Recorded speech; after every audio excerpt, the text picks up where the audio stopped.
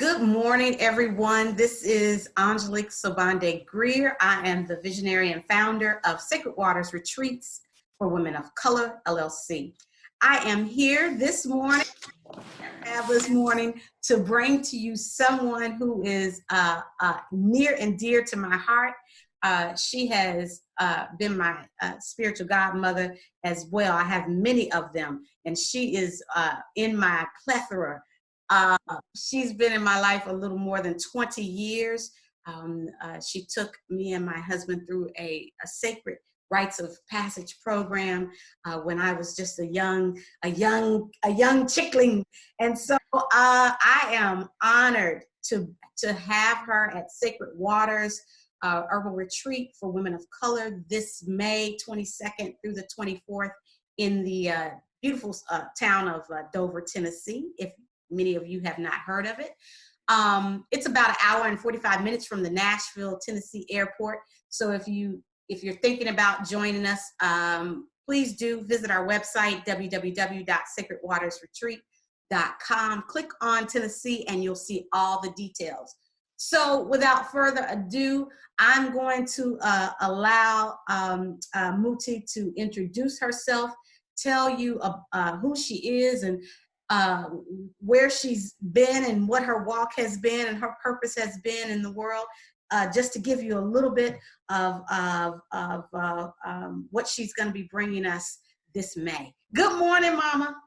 Good morning, my love. So good to see you. You as well. Could you tell the audience a little bit about who you are and what you do and where you are in the world? Okay, well, that's a lot, but let's give you a little synopsis. I am Emily Gunter, Emily Diane Gunter to be specific, and I am called by Sobande and family Mother Emily. Around the world, I'm known as Muti Emily, and I used to be known as Elder Emily. So they all relate to the same thing of being a little older than everybody and having the opportunity to give the lessons of life as part of my life's work.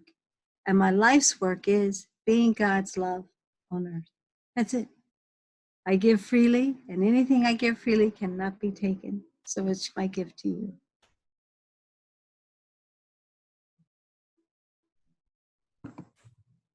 You see how quickly she got in and got out. That comes with eldership. When you have sacred elders, they don't give you all the ins and outs. They give you little tidbits and little inklings and little gems, and you're supposed to figure out the rest. So that's the good thing about being an elder. You just say, baby, I'm here.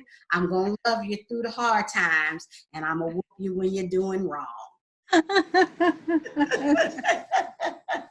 So did you want to hear a little bit more? Huh? Did you want to hear a little bit more? Well, I don't know, Mother. That's up to you.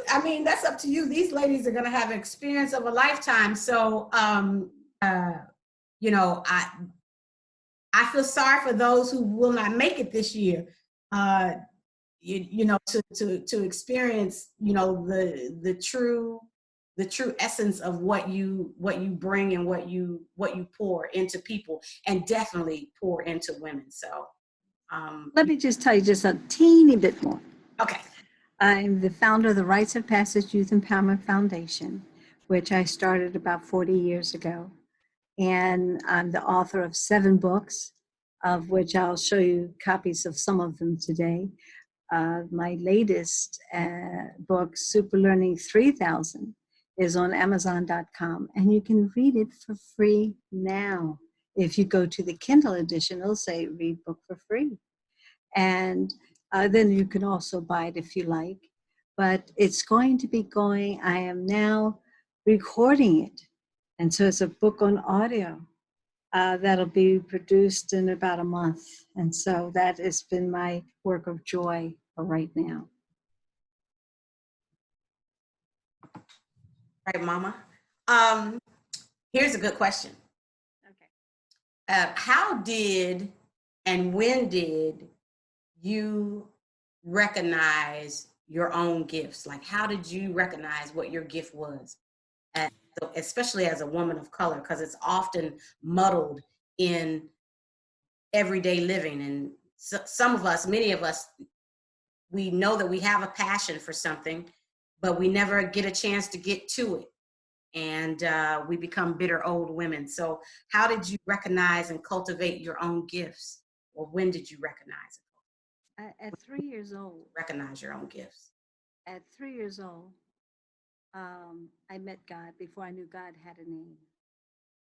And my mother went past the room and she said, "Who are you talking to?" I said, "I don't know, but I love them."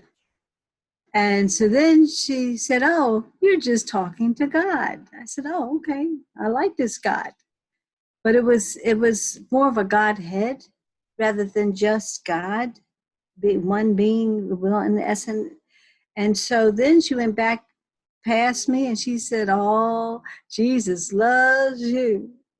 And then I was like, "Oh, so this God is Jesus too." Then she went back again and she said, my, the Holy Spirit is coming to you, child." I said, "Okay, we got the Holy Spirit." And so then she went back one more time and talked about the Lord. And I said, "Well, we got 4 parts here." And as I got older, I realized that the Great Pyramid represented the 4 parts of God that came up to the one God. And I was in Egypt when that revelation came. But when I was 6, my father would take me with him when he went out to see his old folks who didn't show up to the store that day because we had a grocery store.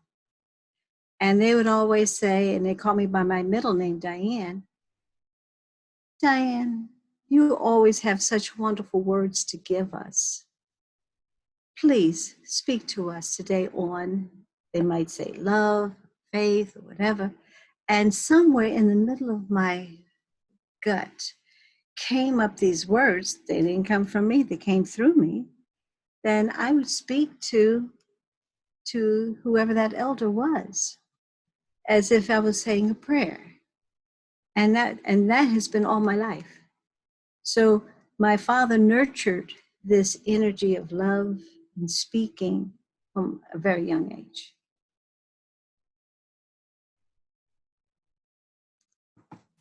And I see that you know, at uh, um, at almost, or well, really not almost, you have continued to speak throughout your entire life. You have continued to bring so many great messages that have inspired so many people and poured into so many people, um, to include your own precious cargo, your own babies.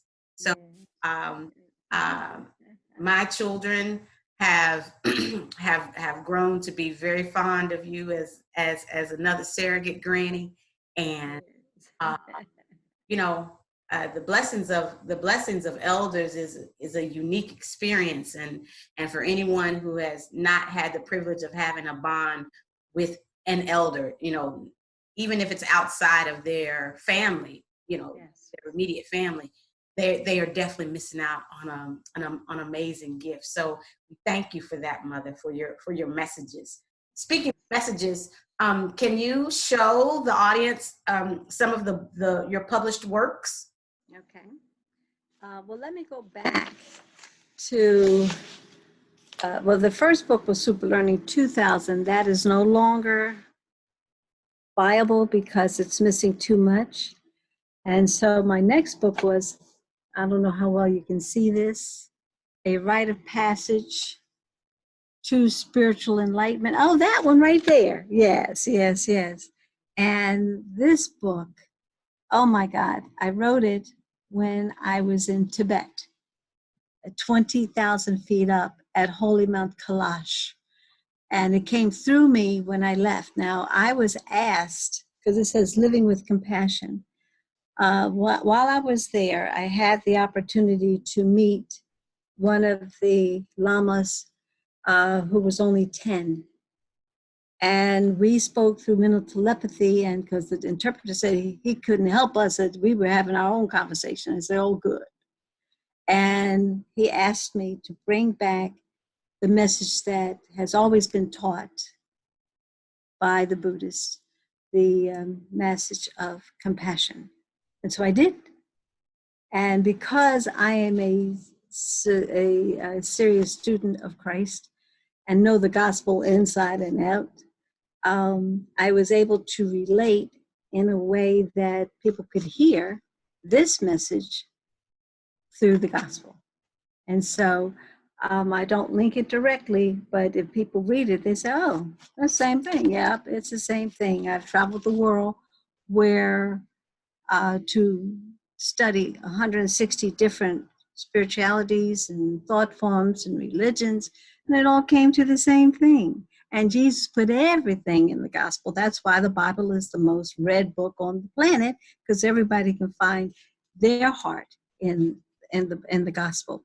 And so this one is my heart, and I'm looking forward to putting it on audio for everybody.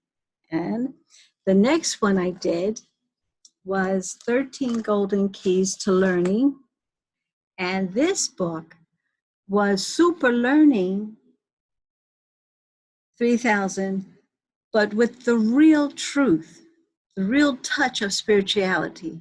See, before I talk about love and heart and left God out, well, I didn't leave God out of this one. I told the exact truth the way I have known it all my life. And so this one's going to be on audio too. And it's just going to be, I'm going to enjoy the conversation with the book in the audio, because all these books have come through me, not from me. They came through me from God. All I did was write them down. I would be woke up in the middle of the night, morning, here's some more. And I'd get up and do my maps of it and write it down. And then it turned into a book. And so, and I now know in my older age, this truly was a gift, because I did not write these books. I go back and read my books, and I said, but I didn't know that then.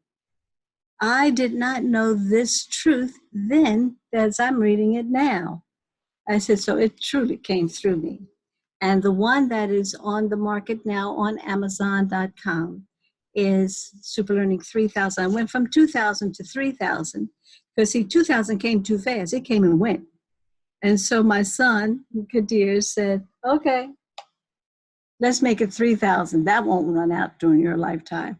And it'll take all the youth of today into the third millennium. And so this one you can get it, you can read it for free on Amazon. I did that so the Kindle edition, you can read it for free right there.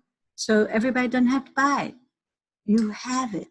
Will the ladies need that? Will you be working from that during this? Yes, I'll be working from that.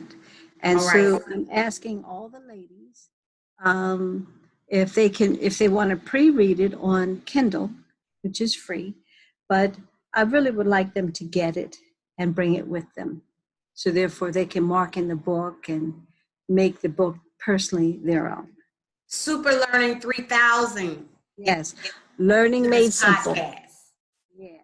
Yeah, Super Learning 3000. Mother, I still have not gotten a copy of the 13. Well, if you don't have it by the time I get there, you're going to get one. Will you be will you be shipping any books? No? I don't, because of, I used to travel with all this luggage and I hurt my back. And so I don't carry anything anymore. I asked for all the participants to bring their supplies. I used to bring everything for everybody.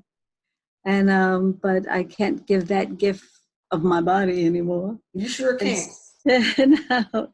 So I've sent you a list of what they need to have for the retreat, and this way we can just move along, and I'll let them know how to we'll set everything up at the beginning, and then as I'm given my space and my time, we just show back up and pick up where we left off. Right. speaking of picking up and leaving off, let's move to our next question.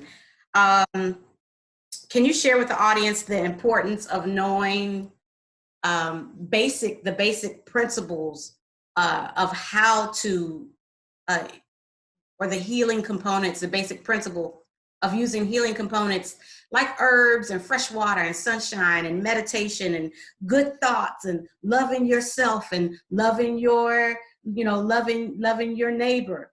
How all of that affects and effects and infects your well-being. Do you think that those basic principles of life are important to your mental, physical, emotional, and spiritual health? First of all, everybody has the tools right now. You don't have to wait right now and practice these tools on your way to sacred waters. Because the first is the breath, the very first thing that's given us in life. And to breathe deeply through your nose to the count of about 7 or 8, and breathing out through your mouth or your nose to the count of 7 or 8, like, and breathing out. That long, deep breath takes you to just 4 breaths in a minute. Most people breathe 20 breaths in a minute. No time for any information or inspiration to come through breathing that fast. But when you slow your breath down to 4 breaths in a minute, then you have the opportunity to, as you get quiet, you can ask your question and then stop and listen. Most people get the answers, but they haven't stopped to listen. And then they miss their blessing along the way, because God talks to us all the time.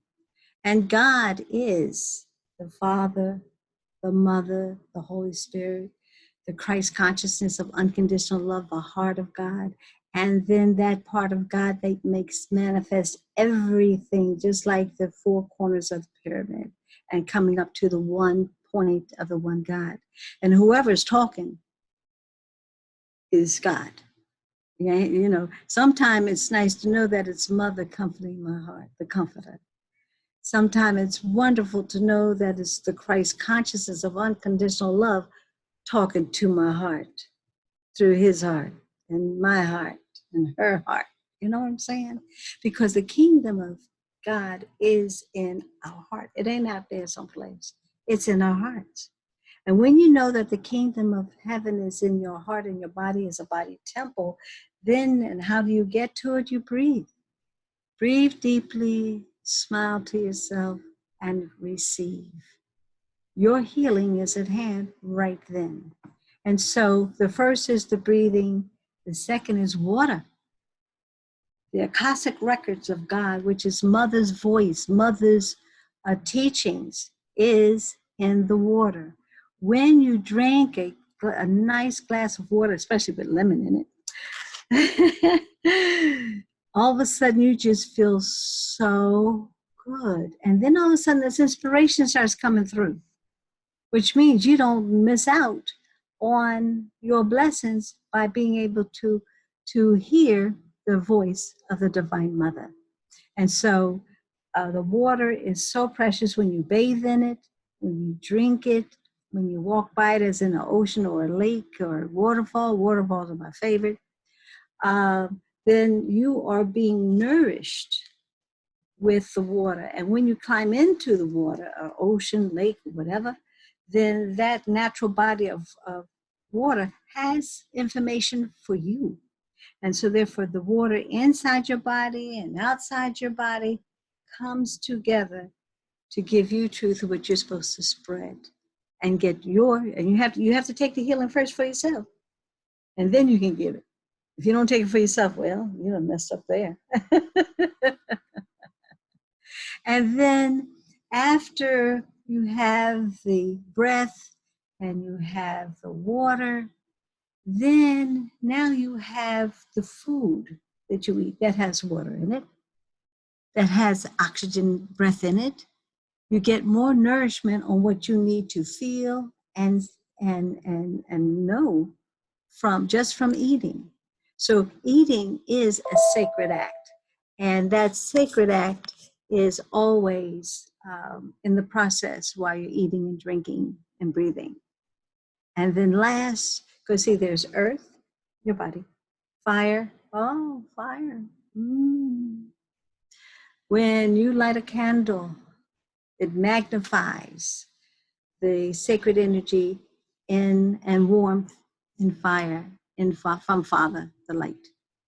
And so therefore you can give yourself a spiritual bath at any time, a fire bath, by just putting your hands over, without burning yourself in, but putting it over the fire, feeling the warmth, and then taking it and just adding it to your essence. Oh my God. I mean, and if you start off in the morning just with water, food, fire, and the breathing, then you go forth very beautifully whole. And then you give this wholeness to everyone else. But if you haven't given to yourself, you can't give it to anyone else. All right. That's it takes me back. And it's a good reminder. It's a good reminder for me.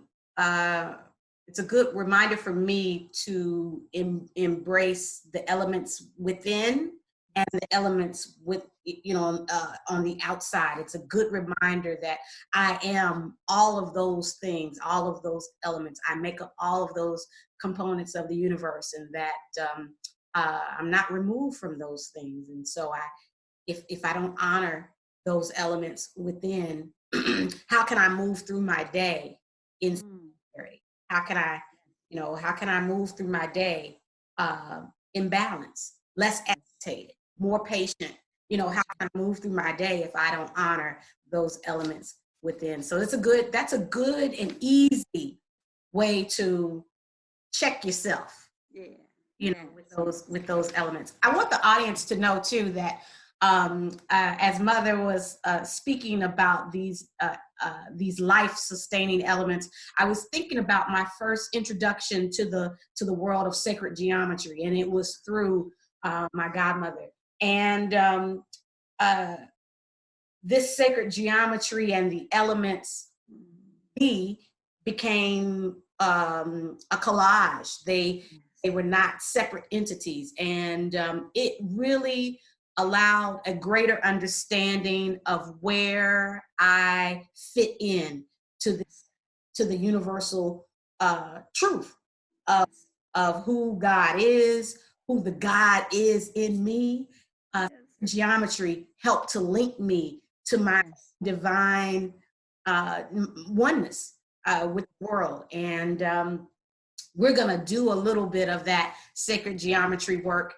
Mother is going to lead and activate us in our labyrinth. For those of you who have ever attended Sacred Waters, we have some brothers that come, our logistics team, and they build a funkified baby. They build a labyrinth with so much love and intent, and then I am usually divinely inspired to activate that labyrinth with some sacred stones or crystals. So those get buried at each level of the labyrinth to the center of the labyrinth, and then we activate it. But this year, it's going to be activated on a whole new level, because we've got the queendom of sacred geometry and labyrinth processing and understanding. She's going to be on site. So you are in for a treat. Muti is going to bring you the science, the wisdom, the love, and the compassion that you have definitely needed in your lives. And you'll walk away, I think you'll walk away feeling like not only has she given you something, but she's activated something that was already in you. And so that's the whole goal of Sacred Waters, is to pour out the things that you no longer need in your cup, and to fill those up with things that are beneficial and that can help you on your everyday walk through this world as a brown and black woman. So Listen, I'm facilitating the labyrinth work, and I'm getting excited about it. I can't wait to see this functified, sanctified. functified. Yeah, yeah. The gentlemen are going to. They're going to. We actually have one guy who has been specializing in building it. So he said he's in for a treat to have you there to give him some pointers, some things that he can do to even make it even better. So we're gonna be elated. Let me add one more thing to this. I have built 82 labyrinths all over the world at all the sacred sites that I have visited. And I have, my best one is at the top of Mount Kailash, Holy Mount Kailash in Tibet. It's one of the largest ones I've built with stone, and it's still there. And all the labyrinths that I activate from the center go down to the photon sun, the heart of mother of the earth, and activate all the other 82. So when I activate this one, everybody will be activated around the earth to the other 82. So that means that we'll be 83. So we need to look at those numbers, Mother. Yes. What's the significance of 83 and how we connected into that web of life. 1 and my number is 1111. And if you look up the 4 ones, oh well, good luck, enjoy the energy. Immediately I thought of binary code. You was like one. There you go. There you go. There you go. Binary code. Okay. Oh, this is a good question, Mother. Okay. As an elder, what do you think this generation of Black and brown women are doing, or they are not attuned to, that is, or maybe this is worded wrong. How do you feel your generation of Black and brown women, do you feel that there's a difference between the generations? What have we learned and what haven't we learned yet? First of all, the women of my generation are the anchors. That is our joy, to be the anchors for the women of today and to stay steady so they can look and see and feel a model for where they're going. Because the model is just to be. I am are the most important words in the universe. I am. Whatever you put behind that I am beautiful, I am wisdom, I am whatever I am word is, that's what you are. And you call it upon yourselves, the logos, that those words mean things and they become things in your body. So women of my generation are the anchors. Our children are the coaches of this generation now. And they're busy raising money, raising kids, working and doing so much. But they still are the coaches to get the kids to where we are. But the children are the drivers of change. So the women who are the young women from 21 down, they are the drivers of change, and we're the anchors to guide them as they go along their way, and the parents are there to coach them to get there, but they are the drivers of change. I remember when I was that age, I was out there marching with NAACP all over the place, changing things because we had the courage to. Our parents had gotten tired, had gotten disappointed. The elders were saying, come on now, y'all can do this. Y'all can take it to the next level for the sustainability of our civilization of the universe, not the civilization of America, of the world, but of the universe. And so now our children are the drivers of change. It's in them. It's in them It just has to be woken up. And so I'm hoping to give the women who are part of the retreat that spark to turn on what's in them so they can give it to the youth who are the drivers of change.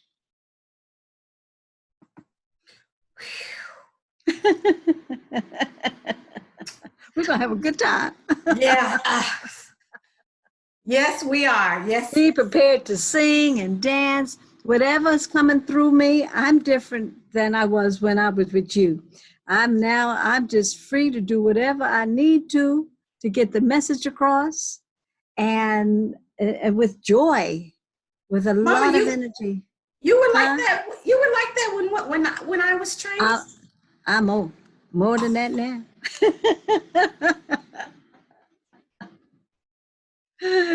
That's good. So that means that I see your learning is it's a lifelong process. So oh yeah. If you've got more joy to give, then I'm ready and open to the freedom of that. I'm ready for that to be poured into my cup. But watch this. I am not the only teacher in the room. Everybody at the retreat has something to give back to me. It is like infinity. It just keeps on going. I give out and it all swings back with everybody else's stuff included in it. So be prepared to teach. Oh, okay. Okay. Well, this is our last question, Mother, because I know you have a busy day ahead of you. For everyone listening or watching this video, Mother is in Miami, where she resides, sunny Miami, and she's still working. She's spent her lifetime in service, so she is still working, and we can't hold her up because she has a busy day ahead of her.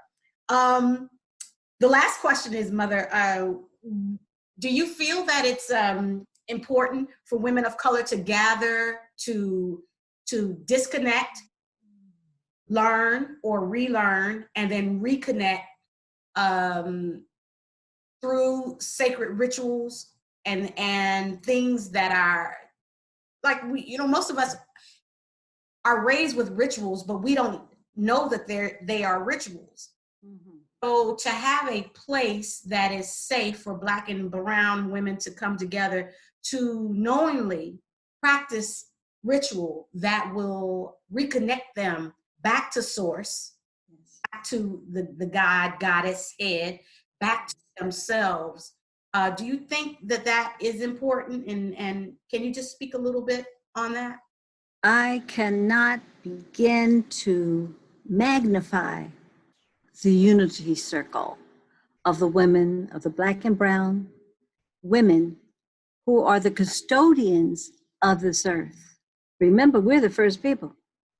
The mitochondrial DNA takes us all the way back to our Black mother, who is in every single individual on this planet. So we are the custodians. And without us coming together to renew each other's strength and love and wisdom, we would fail. So we must lock arms in the middle of this river that we're going through now as we go into the golden age of peace. Lock arms with your sisters so that we can move forward as a true force of the Divine Mother, supported by the Divine Father, balanced by the Christ consciousness of unconditional love, in the wholeness of that part of Father that manifests all. We need the unity circle. I support it 100%. I've been doing a unity circle since I began this mission. And I wouldn't be here today without it. Aw. That's good to hear, Mama. I see behind you, before I go, I see behind you that you have, everybody has their favorite pieces of Kadir, but I see that you have my favorite wall. Can you tell the audience what the beautiful portrait that we're looking at with the wings? This here is, and of course my brain would blink on its true name, Angel, but it's Angel. But this was on Empire in the living room where Lucius got engaged with that big old rock. And, and the day that I saw it, I was just, when I was watching, I was like, what? And Lee Daniels had it in his home and took it off his wall and brought it to the set. And so it is a wonderful piece that brings me nothing but peace all day long, because his head is bowed in humility. Oh my God. And saying, thank you. Thank you for this day. Thank you for coming through me to help me to guide others. What do you think? What's the probability that we could get some postcards for the ladies to purchase from Kadir for the retreat? What's the probability? Let me ask him what he has. Okay. And how much, and let me put this down, because otherwise I'll forget. Postcards. For those of you listening or watching the video, Muti is also the grandmother, meaning birth. She's the grandmother of some beautiful, intelligent children, and they are doing mighty things in this world. They have made a mighty impact in this world. I am thankful for the blessings of knowing her and having her in my life, in the life of my family and my children. And we will be even more blessed if we can have some of her son's postcards there. I'm sure many of you have seen his artwork around the world. His from covers of magazines to album covers to, you name it, Kadir has painted it. And we'd be blessed. Sacred Waters would be blessed to have some of his work for sale there. If Mama, if he has some postcards, just what I'll do is I'll have him shipped directly. Okay. Okay. All right. And I'll prepay for the cards, so that, because Kadir's gift to the world is his art. And I want to make sure that everybody who has a piece of it buys it. So therefore, because if we ask him to give it, it means that he'd be given all day long. And so, and he already has given. Right. He'd be broke. His gift would be broke. So we definitely want to continue to support him in any way possible. Well, Mother, thank you so much for taking a small bit of your time this morning to talk to us. For those of you who are listening to this podcast, Seed, Soil, and Soul, this is Muti Emily Diane Gunter. And for those of you who are watching this interview, this is Muti Emily Diane Gunter. She is one of my spiritual godmothers, and she is also one of our featured teachers for this year's Sacred Waters Herbal Retreat for Women of Color, May 22nd through the 24th in Dover, Tennessee. You can find more information about the retreat at www.sacredwatersretreat.com. We are still looking for sponsors who want to support marginalized women from marginalized communities who may not have the opportunity to attend this retreat. In the next 5 years, I am committing to be able to support 20 full scholarships for women of color to be able to attend the retreat. At this point, I can only supply 5 partial retreat scholarships. So I am still looking for sponsors who want to step in the gap and make a donation that will help sisters who really need to get to this type of event without having the stress and strain of, I need personal help, but I can't do it because of finances. So if you're interested in that, you can find that information at our website as well. So I want to thank you again, Mother, for joining us. I will see you in a few months. I'm headed off to Costa Rica next month with a group of women to do some sacred work as well. And then I'll be back, and then May will be upon us. So I'm looking forward to having you here at the house, so we can eat some good food, and we can do, so we can laugh. You can see the new grandbaby, and Yes. Oh my. we could possibly get up to Nashville so you can see the older grandbabies and bless them as well. Thank you so much. You're so welcome. It's been. I love you. I love you. Have a good day, Mama. I will. Thank you. Okay, Bye-bye. bye-bye.